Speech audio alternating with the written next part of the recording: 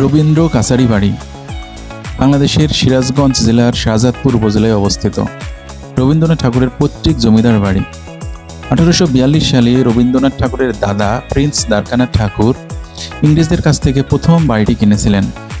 এটি একটি দোতলা ভবন। রবীন্দ্রনাথ ঠাকুর 1889 সালে প্রথম শাহজাদপুরে এই কুঠিবাড়িতে আসেন এবং এখানেই রচনা করেছেন তার অনেক বিখ্যাত সাহিত্যকর্ম। এটি বাংলাদেশের প্রত্নতত্ত্ব অধিদপ্তরের তালিকাভুক্ত একটি প্রত্নতাত্ত্বিক স্থাপনা।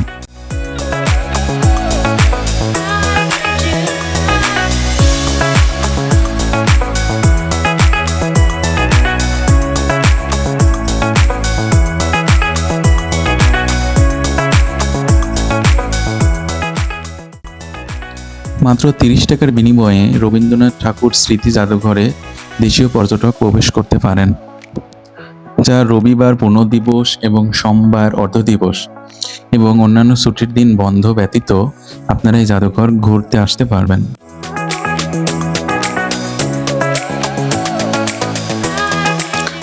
উনিশশো 71 সালে বাংলাদেশ স্বাধীন হওয়ার পর বাংলাদেশ সরকার এই কুঠিবাড়িটির গুরুত্ব অনুধাবন করেন। কবি রবীন্দ্রনাথ ঠাকুরের বিভিন্ন শিল্পকর্ম সংগ্রহপূর্বক একটি জাদুঘর হিসেবে প্রতিষ্ঠা করা হয়। রবীন্দ্রনাথ ঠাকুর এখানে বসে রচনা করেন তার বিখ্যাত গ্রন্থ সোনার তরী, বৈষ্ণব কবিতা, দুই পাখি, আকাশের চাঁদ, পুরস্কার, হৃদয়, যমুনা, চিত্রা, চৈতালি ইত্যাদি। গীতাঞ্জলি কাব্য রচনাও কবি এখানে থেকেই শুরু করেন, যেটার জন্য পরবর্তীতে নোবেল পুরস্কার পান। পোস্টমাস্টার গল্পের রতন চরিত্র শাহজাদপুরে বসেই লেখা। চিত্রা, শীতে ও বসন্তে, নগর সঙ্গীতে এবং চৈতালির 28টি কবিতা, ছিন্ন পত্রাবলীর 38টি কবিতা, পঞ্চবীতের অংশবিশেষ এবং বিসর্জন নাটক তিনি শাহজাদপুরে বসে রচনা করেছেন।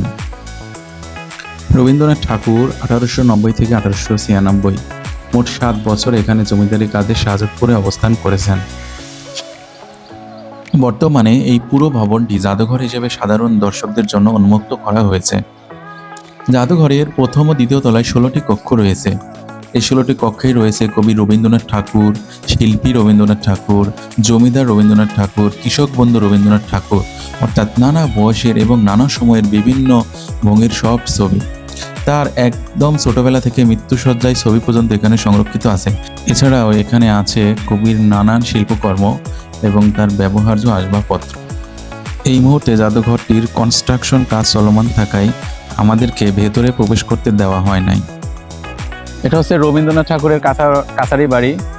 এটা মাত্র 13 টাকা এবং 10 আনার বিনিময়ে ব্রিটিশরা রবীন্দ্রনাথ ঠাকুরের দাদা দ্বারকানাথ ঠাকুরের কাছে বিক্রয় করে এবং রবীন্দ্রনাথ ঠাকুর পরবর্তীতে 1889 থেকে 96 এই 7 বছর এখানে অবস্থান করেন এবং এইখানে অবস্থানকালে রবীন্দ্রনাথের বিখ্যাত কাব্যগ্রন্থ সোনার তরী রচনা করেন।